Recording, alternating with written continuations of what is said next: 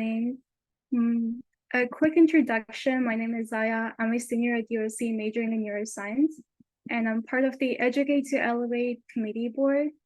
So our first workshop will be focused on comparing the pros and cons of public and private colleges. I'll also have a few actionable items you want to keep in mind for each grade level. And we also have 4 guest speakers joining us today, so please stay tuned for that. When you're making your college list, I thought I will approach it from 5 different sectors, including financial aid, range of degree programs, resources and research, alumni networking, and finally location and housing. But before we start, just in case some of the high schoolers here might be confused when they see these words, I'll give a really quick definition of what public and private colleges mean, as well as the difference between for-profit and non-profits. Like public colleges are universities that receive funding from the state and federal government, while private universities receive funding from investments, private donations, and tuitions. That's why typically private universities tend to have a much higher tuition. For-profit universities are private colleges where the tuition is often used for marketing and recruiting purposes, while nonprofit universities, all their money raised goes to the university to improve the student experience. Starting with financial aid, I will say that we have a much more comprehensive workshop coming on later in the semester regarding financial aid, but I just thought to do a really quick overview because financial aid, for the most part, is one of the biggest factors when deciding between colleges.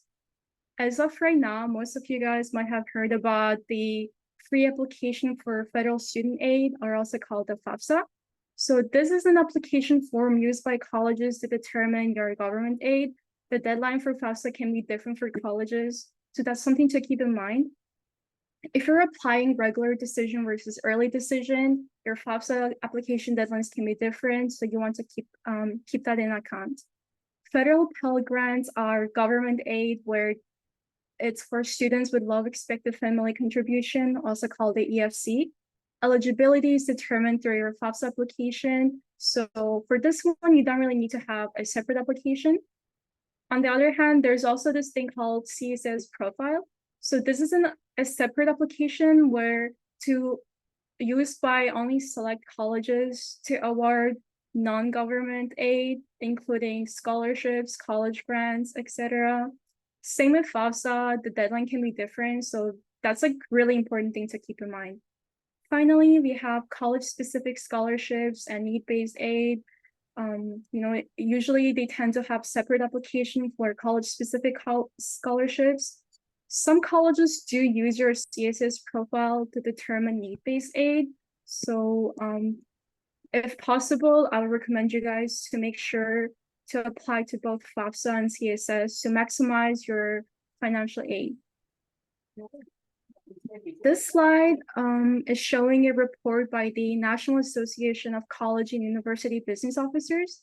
This is showing us the average amount of financial aid granted per academic year. I thought this was a really good demonstration showing like the difference in aids between different types of colleges. As you can see, like public universities, private nonprofits, and private for-profits, they actually are quite similar when it comes to federal grants, state local grants, and student loans. The main difference is in the institutional grants, which is college-specific grants that you don't have to pay back. You can see that private nonprofits, they offer a much more significant institutional grants. That is because, as I mentioned before, private nonprofit colleges, their tuition can be much higher than private public 4 years. But by offering institutional grants, they can actually lessen the tuition difference between public and private colleges. The main takeaway in this is that when you're making your college list, don't rule out private colleges just because their tuition is much higher, because in some cases you might end up having a much higher financial aid package from private colleges, or just end up paying the same amount for public 4 year. Before we continue, Sarah or Can someone make sure to mute all participants? Because I'm hearing like more voices. Thank you. Yep, I'll make sure to do that. Thank you. Another factor to consider is range of degree programs. If you're an undecided student coming into college, public schools, they tend to offer a much more comprehensive range of degree programs. So if you're undecided, public universities can be a great choice. That is because they have a much larger student population. On the other hand, if you're a student who is certain about your major and career interests, private universities can offer a more specialized focus. So that's just something small to keep in mind. And another factor to consider when making your college decision or college list is your college's resources and research opportunities. I will say that public universities in general offer much more research, volunteering, internships, and even work study. And that's because they have much higher student populations. So to give everyone opportunities, they just have larger resources. So if you're interested in research, one first step to take is just directly contact your professors to join their lab and etc.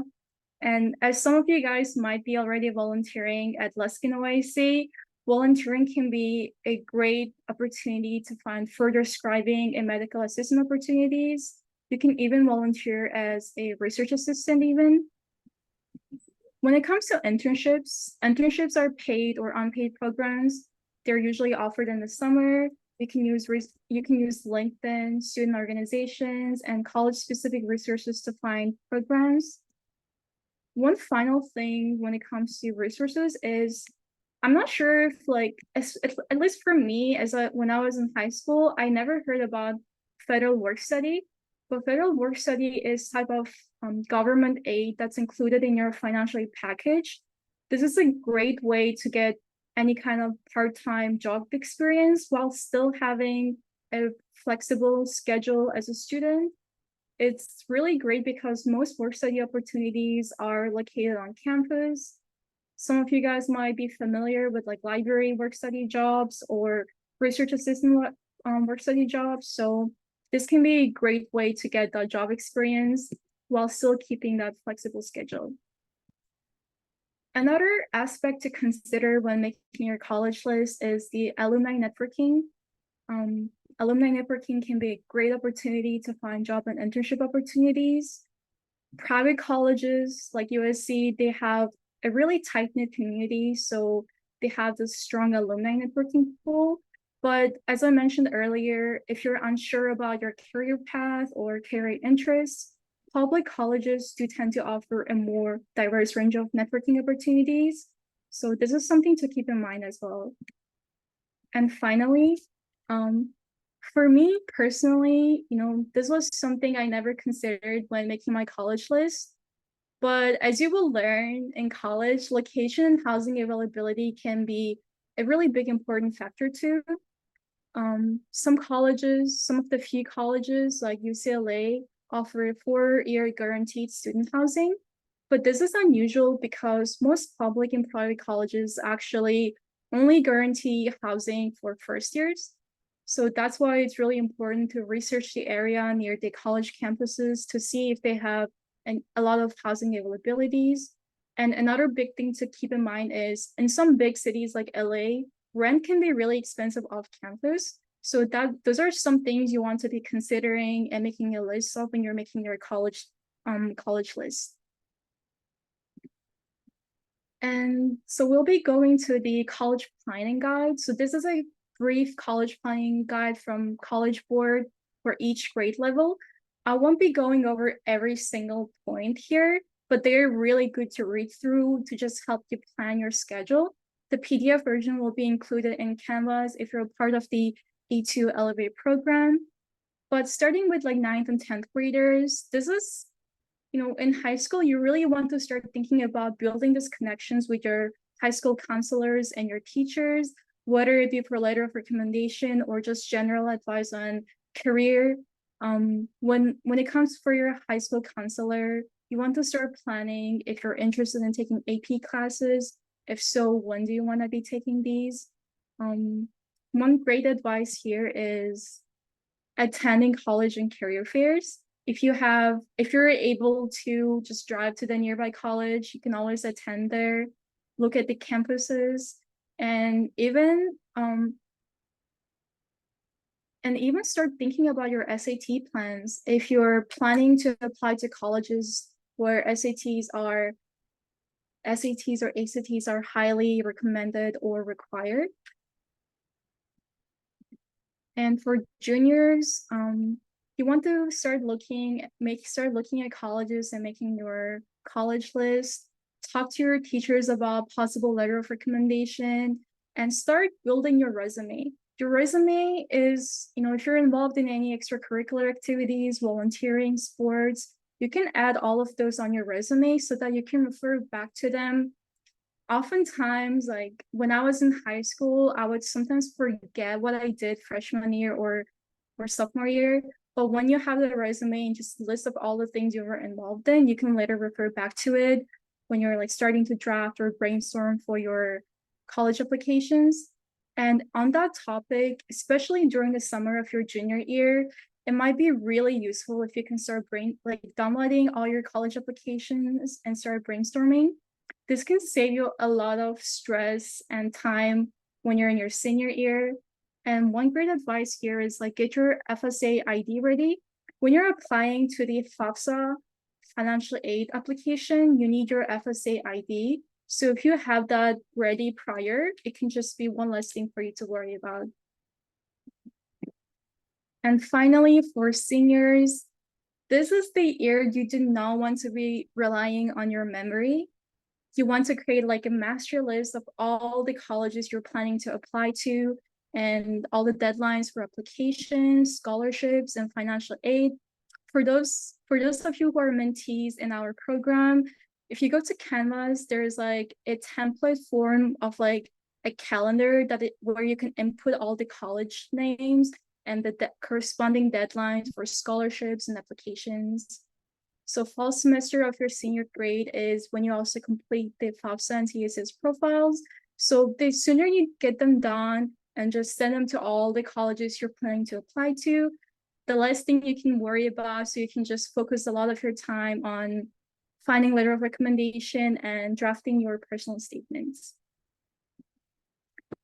And finally, before we transition to the next portion of our workshop, I did want to go over a few more actionable items so that you can just keep them in mind throughout your high school year.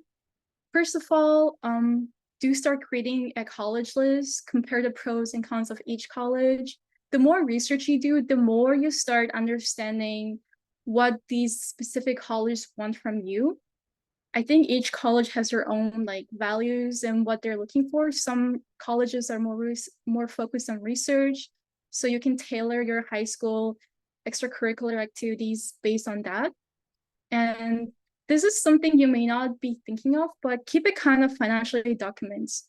So senior year, when you're applying to the FAFSA or CSS profile, or even once you commit to a college, they'll be asking you a lot of questions about your finances. So start communicating this to your family and just have in hand or easily accessible all your financial aid documents. It will make everything so much easier. And make a list of scholarships available for each college of interest, whether it be external scholarships or college-specific ones. This is one of the biggest ways you can maximize your financial aid package and decrease your personal costs. Talk to your teachers for a letter of recommendation.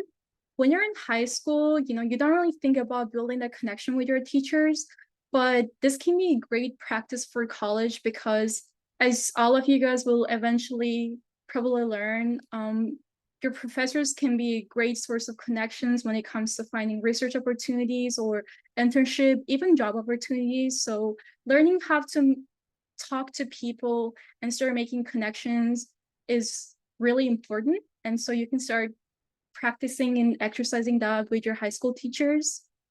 And talk to your parents and family about affording college. Like talk to them, what are their resources, what are their capabilities, in which ways can they support you, or if they can't support you, then you want to start having a solid financial aid plan. And finally, as a lot of you guys are certainly doing, get involved with volunteering, clubs, and organizations within your field of interest. When you're applying to colleges, colleges want to know that you put in the effort to build yourself, build your resume, and build your experience as a student. So volunteering and other extracurricular activities can be a great source of that.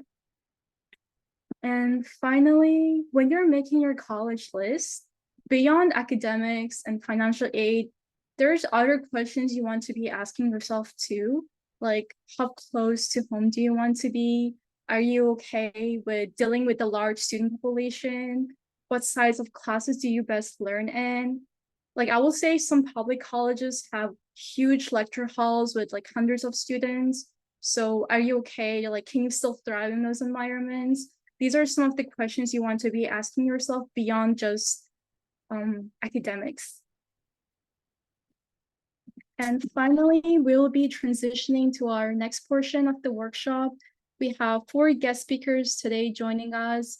They're current undergraduate and graduate college students from USC, UC Berkeley, and University of Illinois. If any of the high school students here, or even like the committee board, if anyone here has questions, please type it in the chat. I will keep my eye on it and I'll make sure to ask them for you. And starting with Tony. Hi, Tony. Thank you for joining us today. I will pass the mic to you if you want to start with a quick introduction. Yeah, thank you, Zaya, for the. My name is Tony Chan. I went to undergrad at University of Southern California, where I did a bachelor in accounting and business. I'm currently a master's student at the University of Illinois Urbana-Champaign. I'm studying computer science, and I'm also currently working full time. Yeah, so kind of starting with like my experience like dealing with the financial side and attending like a private college like University of Southern California. So I feel like with finance is always like a case by case basis where like everyone is different. For me, I was an international student while I was applying to school, so that made me like ineligible for a lot of scholarships and like in-state tuition aids. As a result, I kind of had to like work on the side, both like during school and over the summer to have money for like basic cost of living. I was able to find a job through a website that we have at University of Southern California called Connect SC. I'm sure like a lot of different colleges and both public and private would have like a website where different departments would post campus jobs. For me, I was able to find a tutor job for student athletics. I also had to work over the summer. So yeah, it is a lot. It is a lot easier when you get a scholarship and you have financial aid. But I think finding a job is a great way to earn some money on the side. Also, I did apply for merit-based scholarships. So this was like after I got in and after I got my citizenship. I had to apply individually, and some of these scholarships are based on each college. So for me, I was a business student. I applied to the business school one, and I had to like submit an essay, get letters of recommendation, and have like a GPA above a threshold. And I was able to get some scholarship based on my merits. Up next, kind of just talking about like the academics because that's why it's the one of the more important things about college, right? So for me, my experience at University of Southern California, like a private college, like Zaya said, like I kind of knew what I wanted to do going in. So I was okay with having a more specialized program like the business program at USC.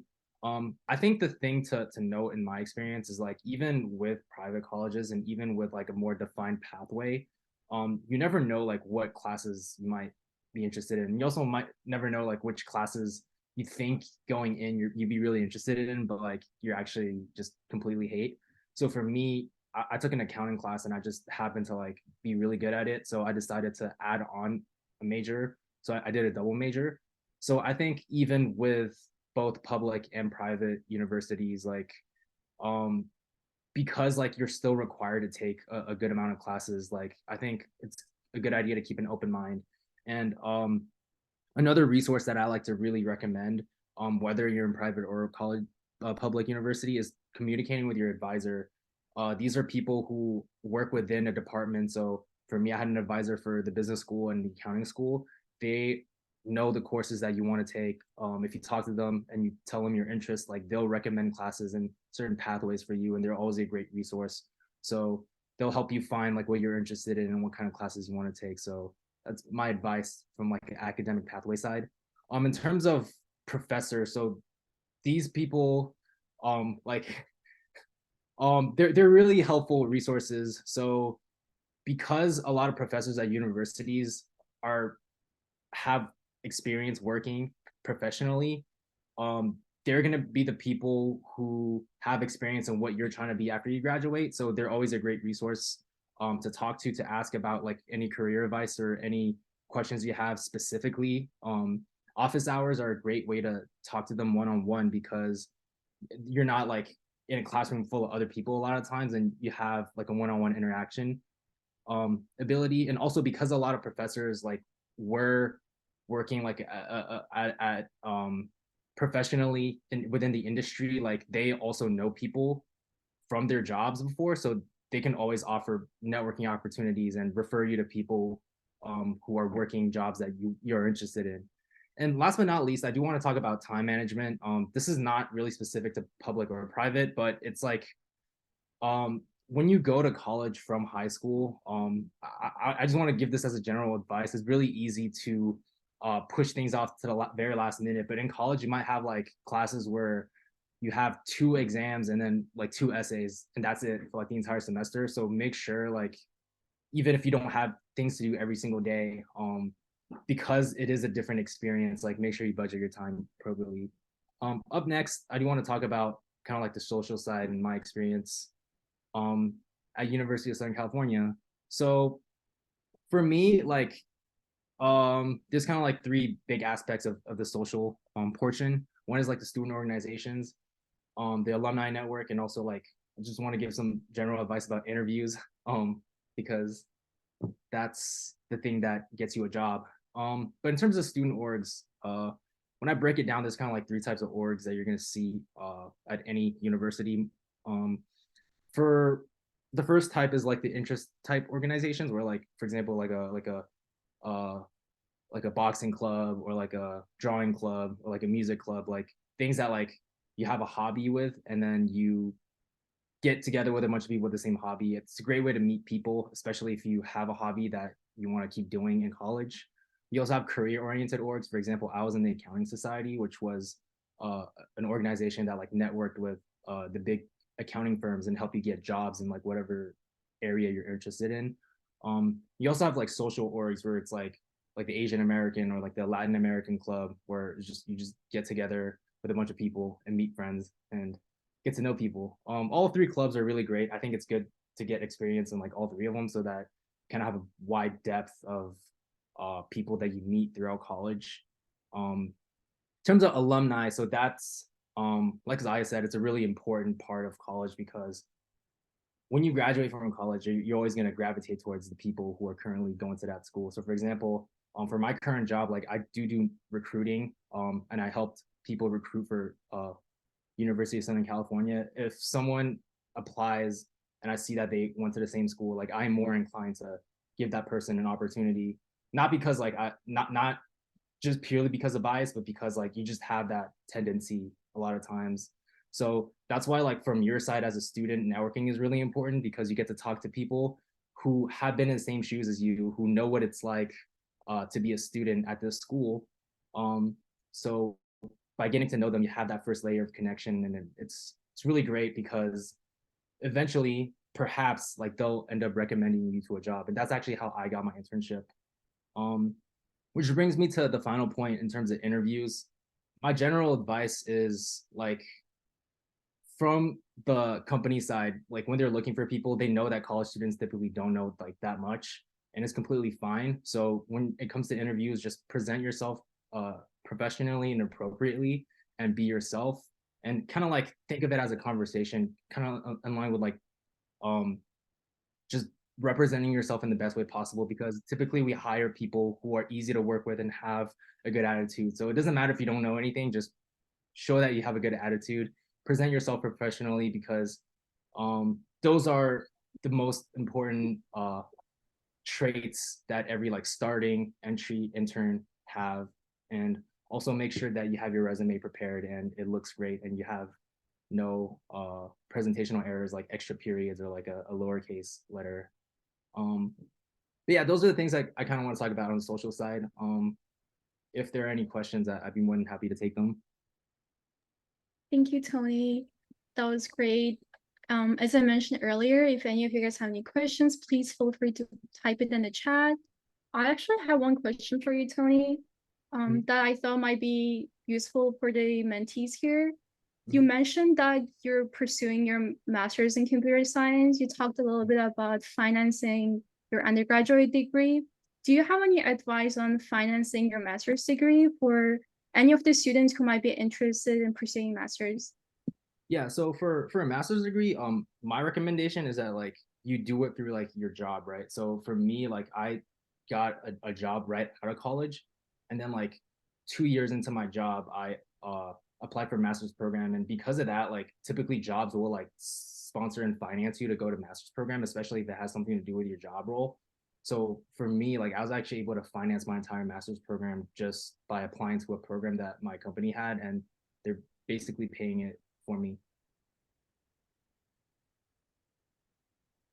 Yeah, great. One more question I had was, you mentioned you were double majoring. Do you recommend that to students, or do you think it might be a little bit difficult to balance all the academics, the finances, and social life? Yeah. So for me, my double major wasn't actually that bad because I double majored in like business and accounting. So those two things like actually share a lot of the same requirements in classes. So like for example, like the classes I take for business also qualify under the requirements for accounting. So as a result, I didn't actually have to take like that many extra classes because my two majors are really like closely related.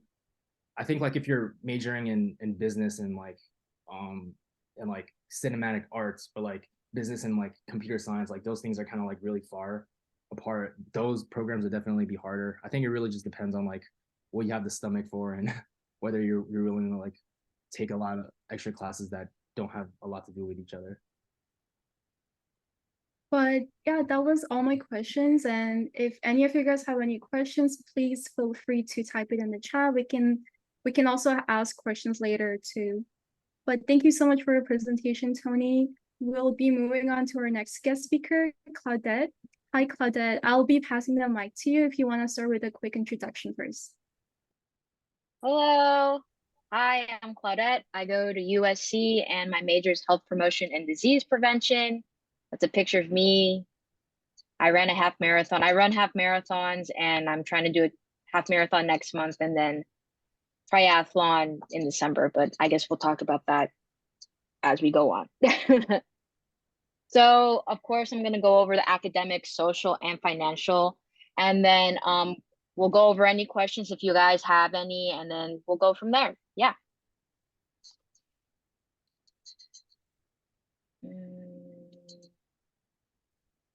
Okay, so my professors are actually really available outside of class. I think it's specifically because my major is super niche at USC, as what Saya said. At universities like private institutions, specific like USC, a lot of our majors are a bit specialized, and I picked this major specifically because I'm interested in public health and I'm interested in going them into medicine as well. And so I think within medicine in our public health sector, we can have a lot of upward movement from here and improvements. And so that being said, yeah, my professors are super available outside of class just because my class sizes are super small. They love to stay and talk after classes. They love the questions. They love getting emails.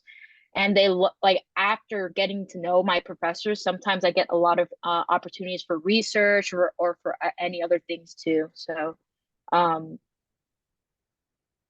then I think I have encountered a lot of challenges adapting to academic requirements for my college.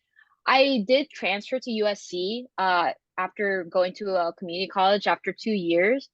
And okay, well, it wasn't that challenging, but I think what Tony said in his prior presentation about balancing time and not really pushing stuff back is quite a hindrance on people who are going to university for the first time, especially if you're first generation student, American, whatever. A lot of the time you don't really understand how college is and how it's going to be. And so you kind of do too much, more so than you can handle.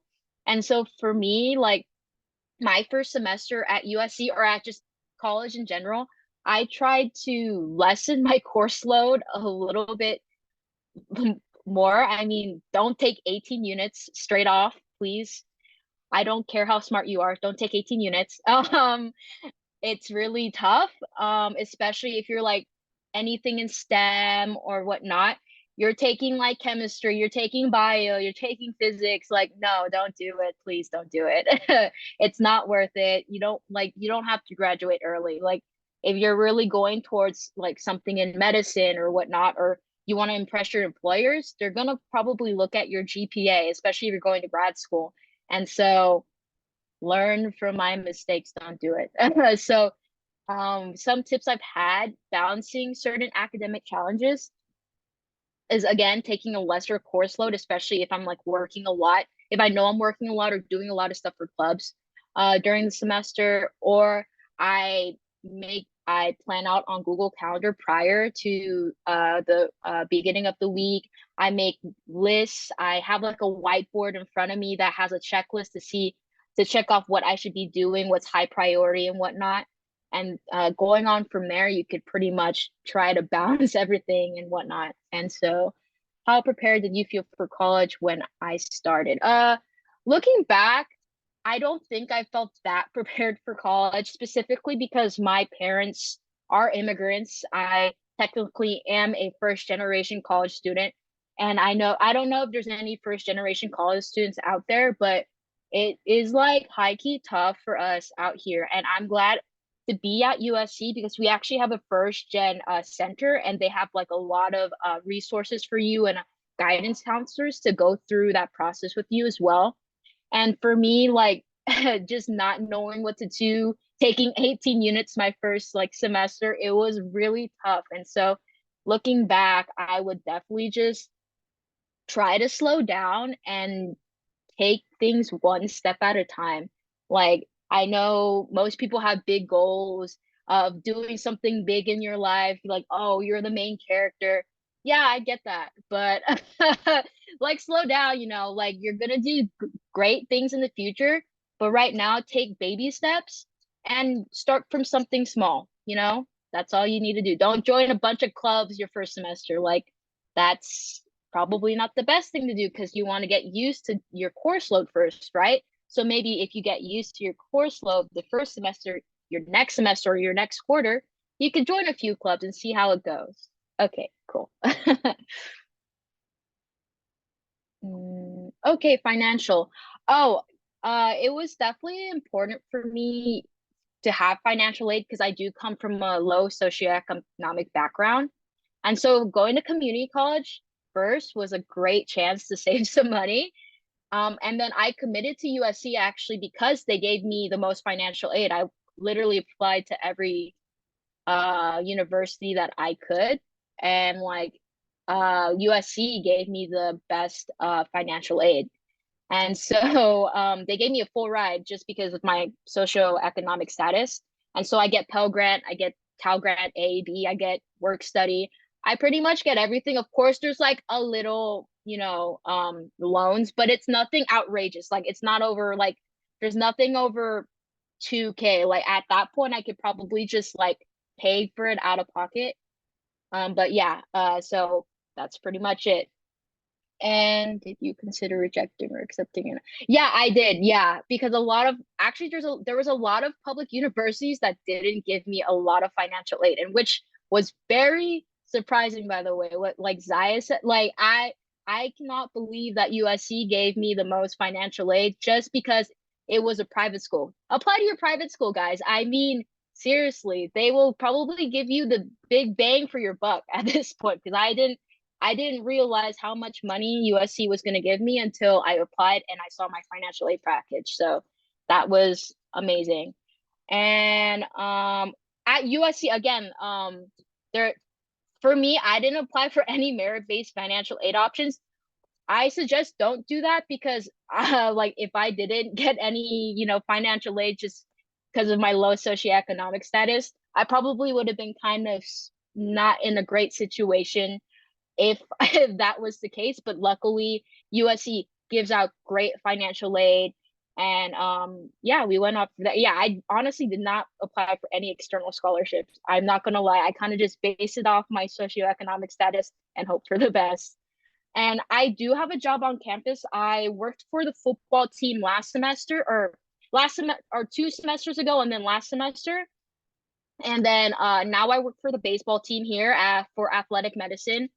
And it's a good paying opportunity. They give me like when I worked for football, it was a lot, but for baseball, they give me the right type of work life balance, and so I could focus on school and go to work at the same time. And I think having an on-campus job is really hard to find. If possible, please like search even like during the summer before you enroll into campus, because like people are like literally searching like all throughout summer, and it's so hard to get that job right when you come in if you haven't gotten one yet. And if you get work study, it's so hard. So I would just jump right off the bat to get like an on-campus job, or if you have work study, then that work study job as well.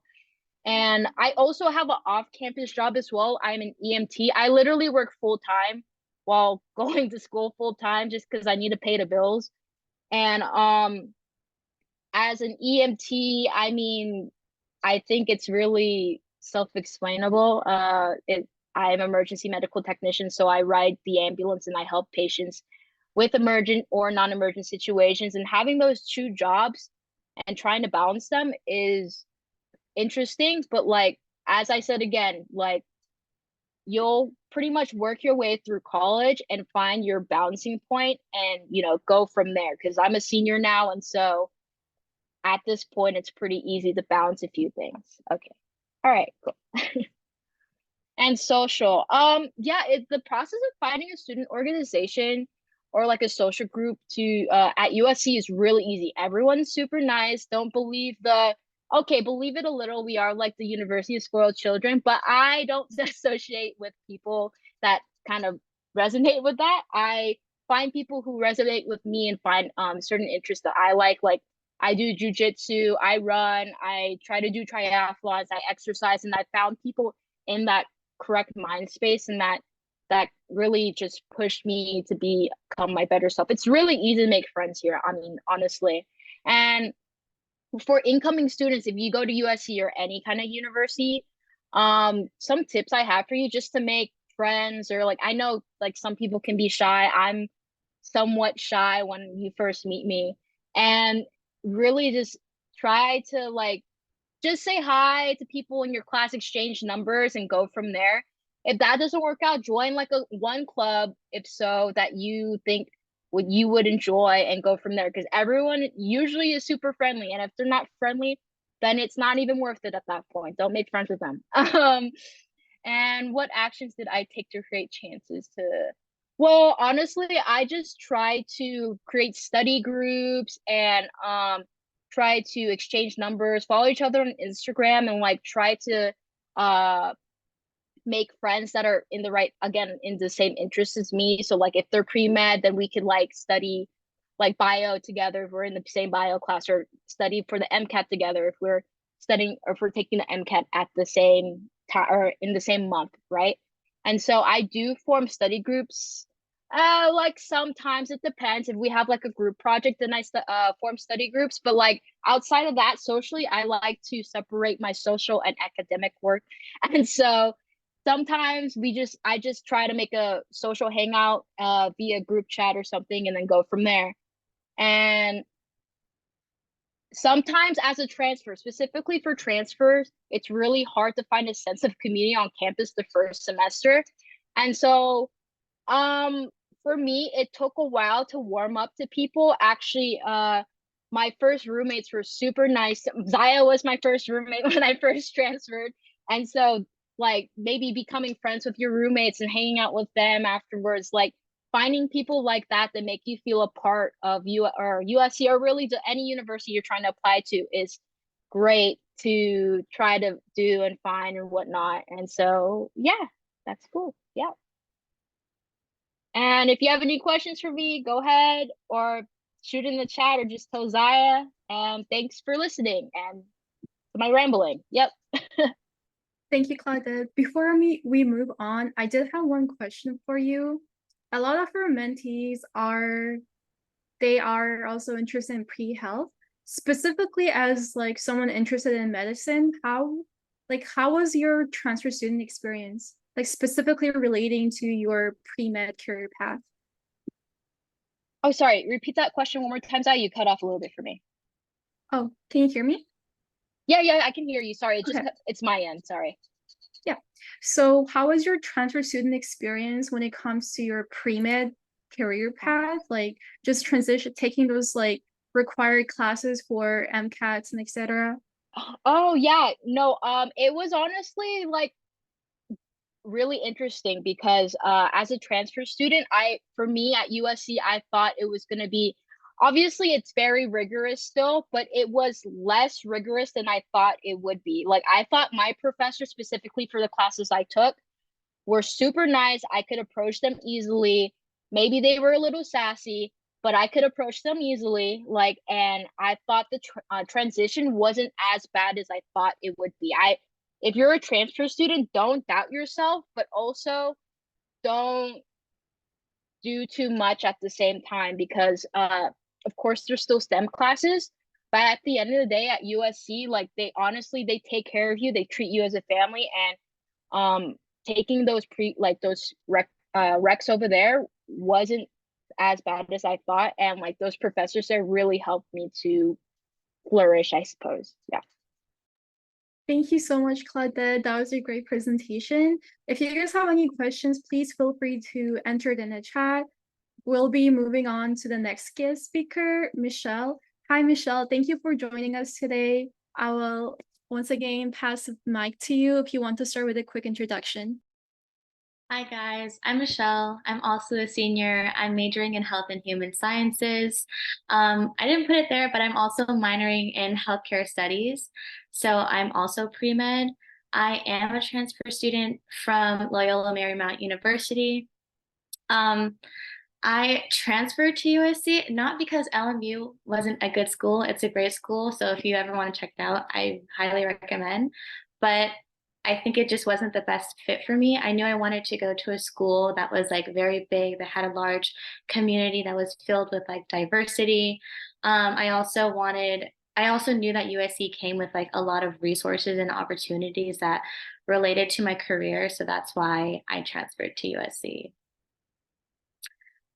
So for academics, when I first came into USC, I'd say I was not prepared, mostly because my situation was that I went to college during the pandemic.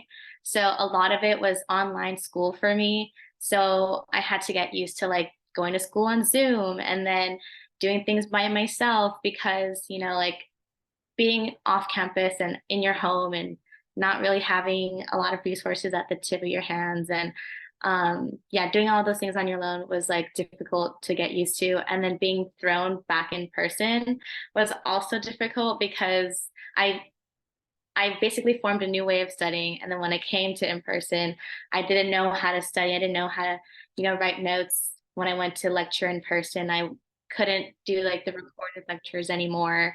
And it's a lot to handle because you have to think about like living on your own, taking care of yourself, all while like trying to figure out a new school. So for tips, I would say just keep an optimistic mindset, like work hard. It is going to be challenging, but I think the reason why I got through it is because I've always found a way to motivate myself to like go through these challenges. And yeah, so just have an optimistic mindset. I definitely had a lot of challenges. I feel like I struggled when I first got to USC because Claudette touched base on this. Like, I definitely bit more than I can chew. So I packed my classes. Being a transfer student, I felt the need to like graduate on time. So I packed all my classes with like a lot of STEM classes as well. So I was taking like upper division classes like organic chemistry with biochemistry, or organic chemistry with anatomy, plus like statistics, like just a lot of STEM classes packed together. And I did not do well. So don't do that. And at the same time, I felt like, oh, I can balance social life too. So I was like going out with friends and making plans, and definitely I was not balancing academics and social life together. So I think that's why I struggled a lot. But what really helped me was finding finding the discipline in myself to like say no to things when I knew I couldn't like do them, because I knew I had priorities like school, classes, homework, like all of those things. And then on top of that, I think using your USC resources are really important. Like, I would talk to my academic advisors, the pre-health advisors, and it really wasn't till recently that I realized like it's good to slow down if you can. So I actually talked to like professors, classmates, advisors, like basically the community around me, to see if it was like a good idea to kind of just slow down my pace. And turns out it really was. So I added on a semester and things like that. So I'd say big tip is to not like bite more than you can chew. Definitely slow down, take things one by one. Focus on your priorities, be disciplined. Like, if you know that you need to like do well in school for your career, like make that your number one priority. And then when you get that situated, make time for your friends and your social life. Has it been difficult to find research and internships? Honestly, no. A lot of my professors are very helpful in that sense. Even my advisors are.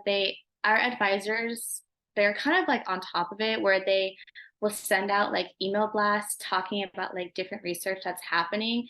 And it's almost like weekly, bi-weekly. Like, it happens pretty often because there's so much research at USC. Like, I think it's really cool to be part of USC because almost every professor is like doing some type of research or multiple types of research. And it's definitely a good opportunity for you to like join and learn from there.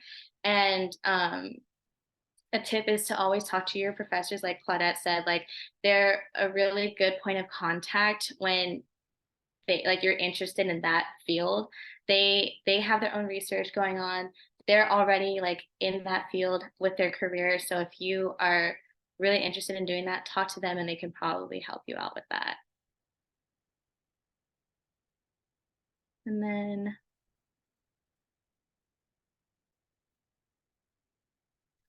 financial aid was very important. Private school tuition is very high, unfortunately. So financial aid was a must for me and my family, because without it, I don't think I can afford to go to a private school. So my recommendation is to look into that ahead of time, definitely apply early, because it is a very long and taxing process. And sometimes they ask for so many documents. So you definitely want to do that ahead of time to make sure you get the financial aid that you need to attend to the school. USC was, I'm very happy that USC gave me like a generous amount. I do have to take out some loans still, but it's nothing like I cannot pay it out of pocket later on in the future. So yeah, financial aid is very important. I personally do not have any scholarships or merit-based financial aid, just because the financial aid, like FAFSA took care of it for me. But I know a lot of friends that do have scholarships and merit-based financial aid, like outside. And it's honestly very helpful to do that. I know a lot of them actually, like, it covered their whole entire tuition.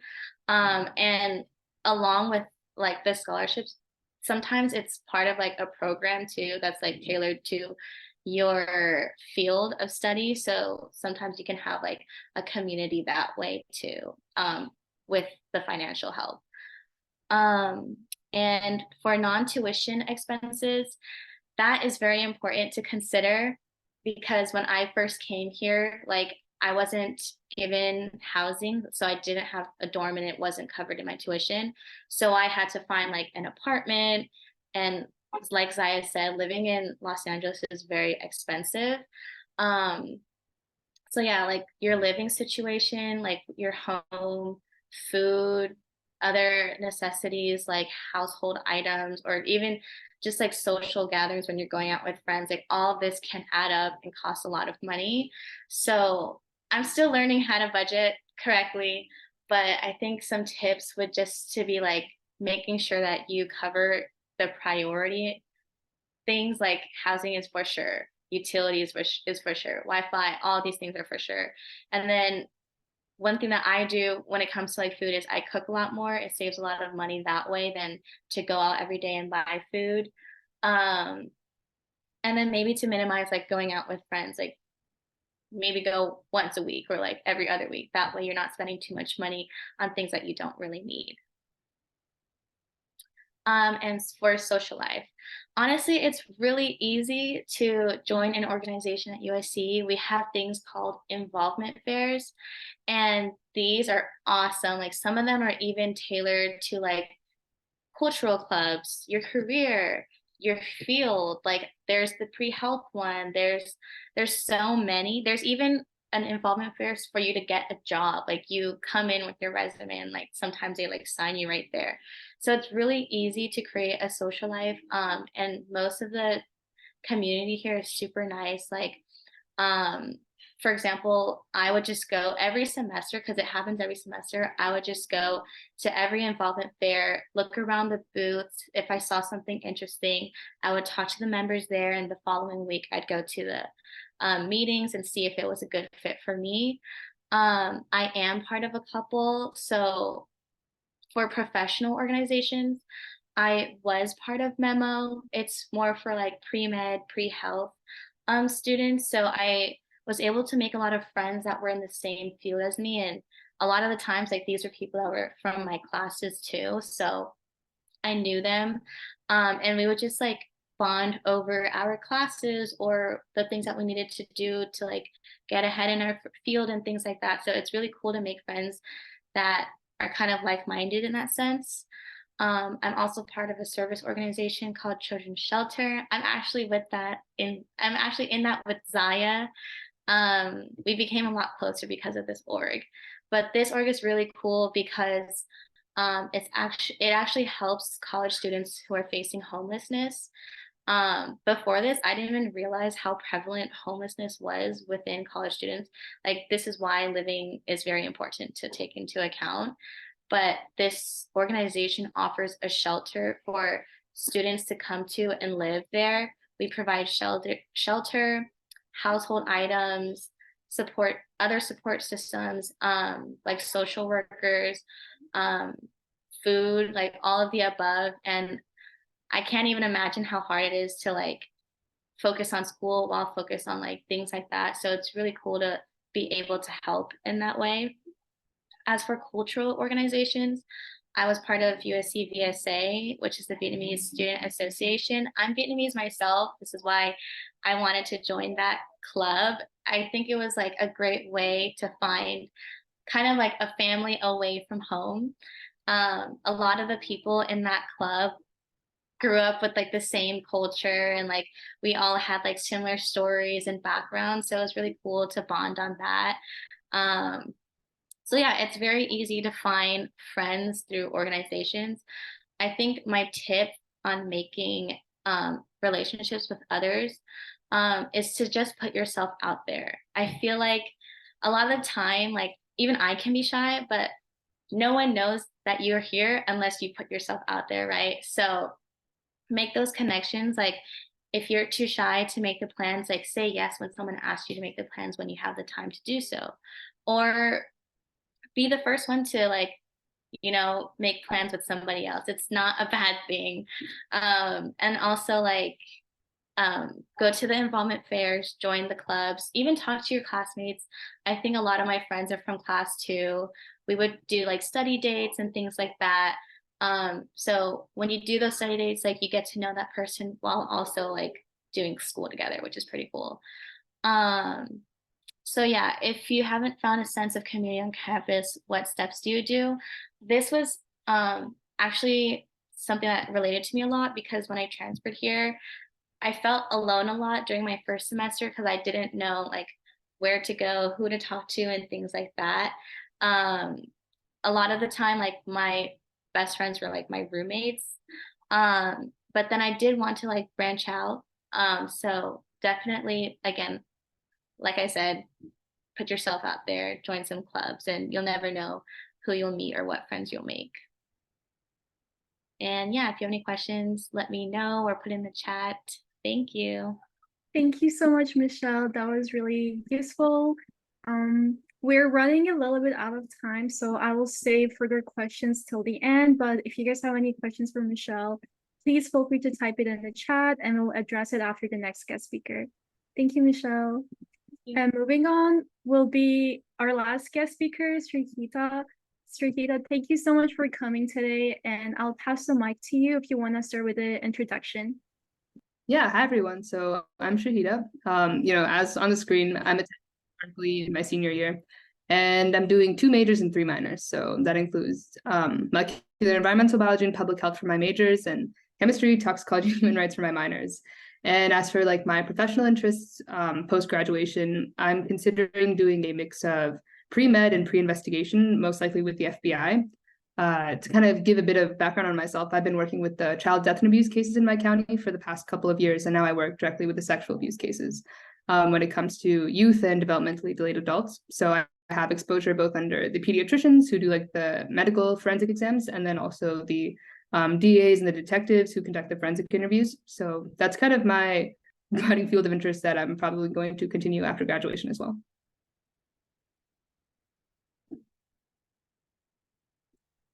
Okay, so the questions up here. So the first one, in what ways has my interaction with major advisors assisted me in discovering opportunities? So yeah, that's a big one here that I feel like might be a little different, is because UC Berkeley is like a public school with just such a large population that definitely the advisors are hit or miss. Not gonna lie, most of the times miss, but I think they do have valuable insights in terms of like planning out your schedules and all that. I've definitely spoken to each of my advisors since I'm pursuing like a variety of different subjects. So I have access to advisors in different colleges and kind of seeing what each one knows. Each of them usually have differing opinions, which can sometimes be difficult. But really, it's the way I navigate is sticking with what I find. It's kind of like trusting my own judgment and then also taking into account what I'm being told. And when it comes to opportunities, UC Berkeley is definitely like a school where you kind of have to battle it out yourself just because there's so many students. Though, like Zaya mentioned at the beginning, because it's like aware that there's a large student population, there's also a lot of opportunities. So we have a lot of programs that do provide like research opportunities, for example, and we're also next to USC or UCSF, which is aware of like the undergraduate, like pre-health, pre-medical interests. So they often provide like programs and opportunities in that respect. But a lot of it definitely has to do with kind of researching things yourself and also creating a network. And then when it comes to other platforms, I definitely feel like our college is, again, just so populated. So it's a little hard to find the encouragement to use resources like our own career center. I've made an appointment once, but really, again, when it comes to searching for career opportunities, it's definitely been more up to me to kind of create, like form my own networks based on what I'm interested in studying. Kind of from, again, like my chosen subjects I'm studying.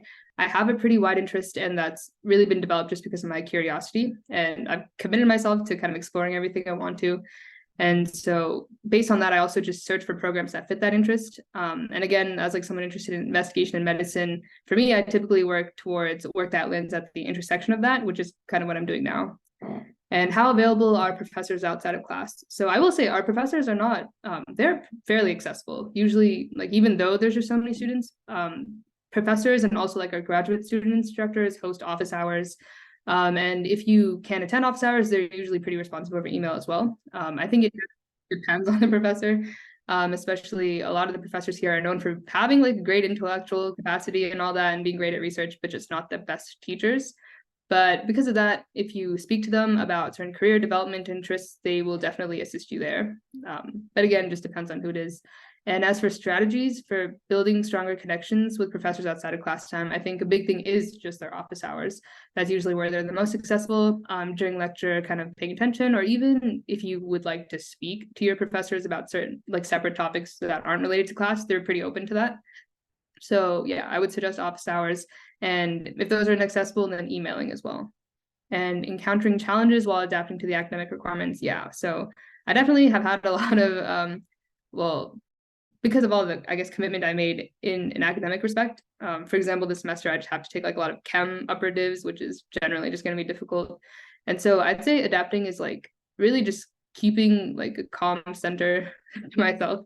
A big part of doing good in academics for me is also realizing that it shouldn't be taking up all my time, that I should be giving time to like things that give me like mental space and mental breaks, such as like, for example, spending time with my roommates or friends, or like properly scheduling out time for myself rather than just like kind of drowning in doing schoolwork all the time and that need. As somebody who went to like a Bay Area high school, that's definitely been like a sentiment that's pushed on you, is like and also over COVID, like when a lot of people were doing was like staying home, a big like feeling is that you should be doing work all the time, but really to do better in my academics and to kind of adapt to the challenges is to also acknowledge that there needs to be time for other things that aren't just academics. And how prepared did I feel for college when I started? I really had no idea how prepared I'd feel. I did say like my high school was pretty competitive, so I didn't I wasn't enthusiastic to join like another competitive environment, but at the same time, it wasn't something super brand new to me. That was just my own personal experience, though. I feel that for everybody, it's going to be different again, based on where you went to high school, based on what academic kind of background you have as well. But if I was to make any changes, I would say to not spend like my entire first year like only studying and only, or at least my first semester, because being at home again just made it so much easier to just like sit down and like want to watch a lecture or like want to like read through my textbooks as much as I could. But then it got to a point where I was kind of burned out from doing that, and it got a little frustrating to always have to study. So I'd say from the get-go, if I had the idea to, kind of plan out my studying and schedule it out while also scheduling out like social time and fun time and like whatever, relaxing and all that, I think would have just been important for me. And finding research and internship opportunities within my major, yeah, that's always something, especially at the school, is usually just because of competition or just because there's so many students, but there's also so many resources to fund that.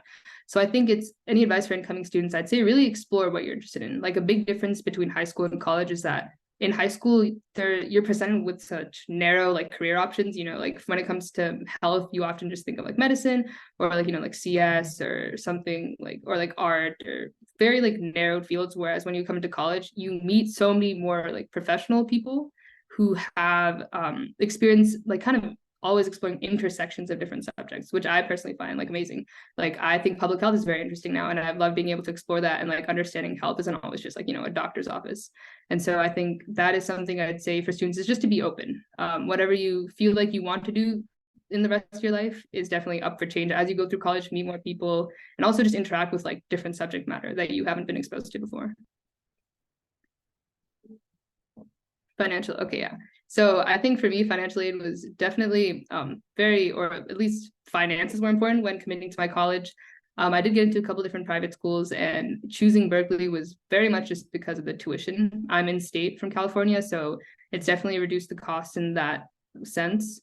When it comes to scholarships and merit-based, so yeah, for undergrad, I don't currently have a scholarship, but my tuition is pretty like reduced just because I'm in state. And I can be pretty transparent. My parents are helping me pay through undergrad, and they're able to because I have like the reduced cost from being in state.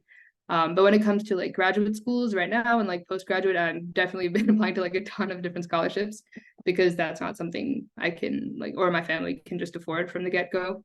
And when it comes to my parents assisting me with undergrad, that's also something I intend to pay back in the future. So I do think merit-based financial options is what at Berkeley, what's available. We have like our Regents scholars. I think that's also across like the UC system. And so that's like certain students are selected. It's not something you particularly apply to. I've also heard of like the Fiat Lux scholarship. It's usually for the UC system, it kind of goes hand in hand with the application.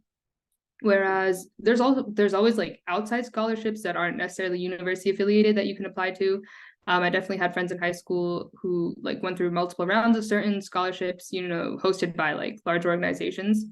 I did like a bit of study at or I spent like a summer doing research in LA with the Saban Institute and also the Children's Hospital of Los Angeles. And I know they have their own respective, like the Saban Institute hosts scholarships and things like that. So I think it's very much also just like researching. That's what I did a lot of just through Google. And if I have a job on campus, how was my experience in finding a paid opportunity?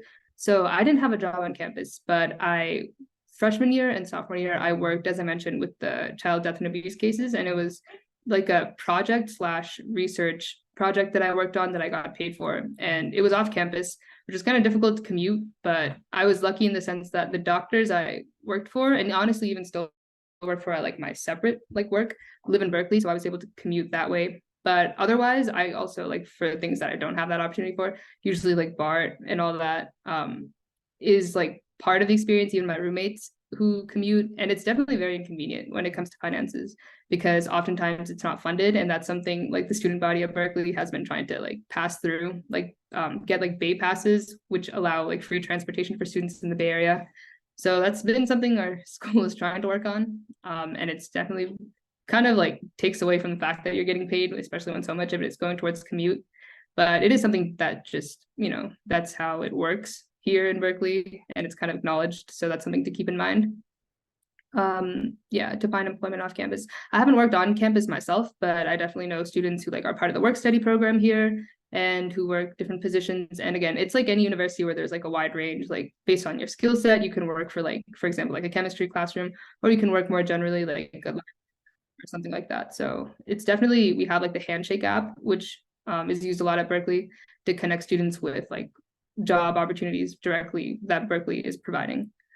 And how responsive is our financial aid office? I'd say it is fairly responsive. I mean, any like any, I guess, office here, really, again, it's just because there's so many students, they kind of have to navigate through all the inquiries. But because of that, we do have like larger offices again. So something I wish I knew earlier when it came to paying off my undergrad education, I'd say is that I can really is really just about contacting the finance offices in the first place. Also, when it came to a lot of the private schools I applied to and got in, I wish I had just gone, like kind of argued a bit more with them, or not argue, but it's more just like reaching out and asking for like what more they can provide rather than just like evaluating what I had in front of me and just picking Berkeley like that. That is something I would suggest doing, because I've heard a lot of stories where students reach out to the offices and are actually able to get the aid that they need. So that is something I would recommend, and I wish I'd done myself. And also non-tuition related expenses considered before starting college. Yeah, commute. That's one big thing. If you're working off campus, like taking the BART, taking the Muni buses, all this and that, we get free bus, like the bus systems that like run throughout Berkeley, and like if they go to like Oakland or the neighboring areas, so that's convenient. But definitely Berkeley needs to do better providing BART access, because that is very expensive and it's only gotten more expensive. And so that is something I would definitely suggest thinking about. And strategies for budgeting is really just about planning to travel like as much as can fit your schedule and your budget as well. So that's what I suggest. So processes in finding student organizations. So we are kind of infamous school when it comes to getting into organizations.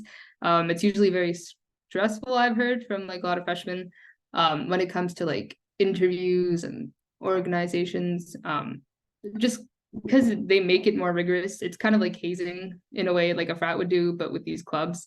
That's also something I feel like should be worked on at the school. But there are also a good amount of organizations that are pretty reliable and that you can get into. It's kind of about navigating like which clubs fit your interest and which clubs are also open to like students.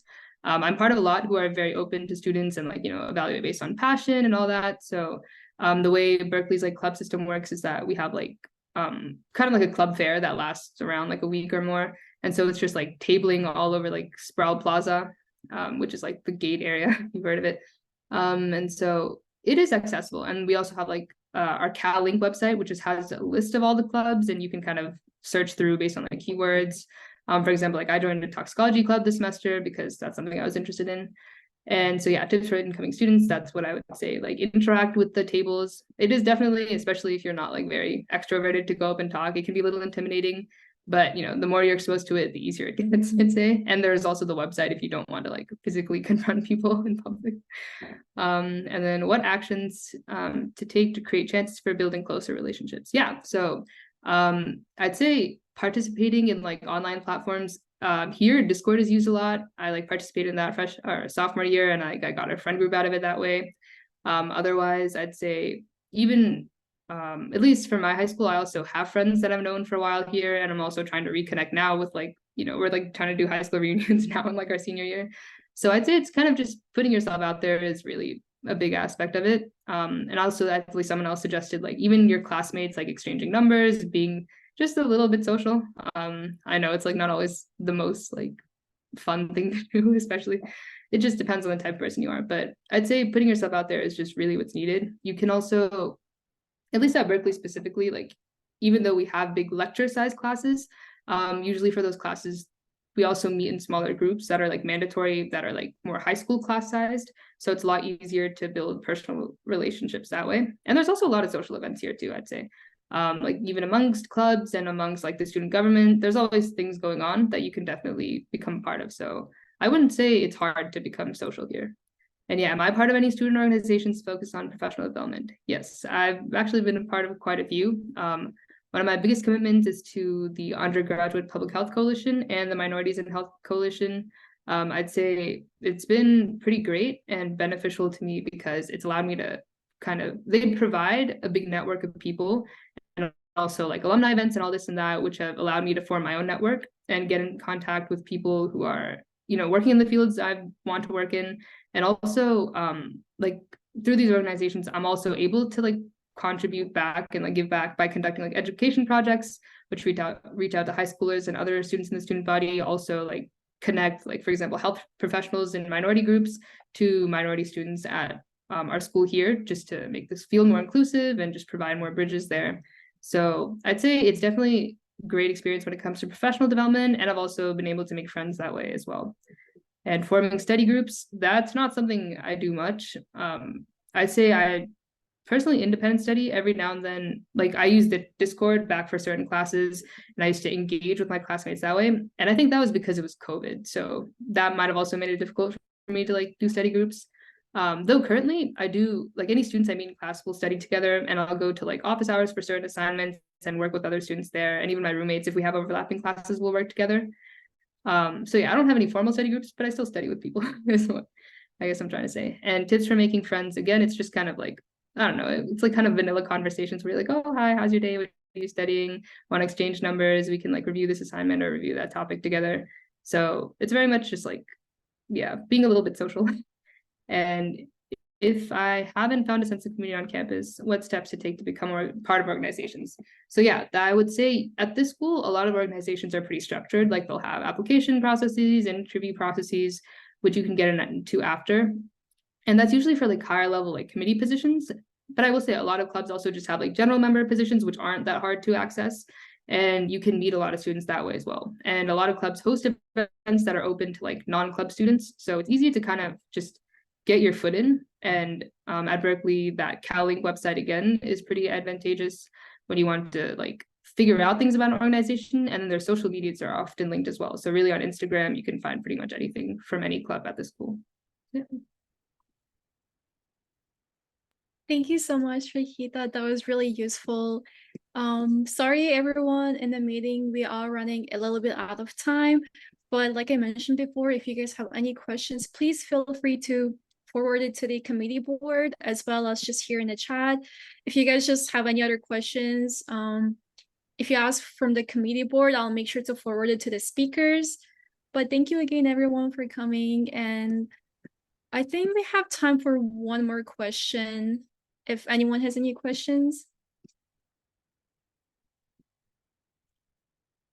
But yeah,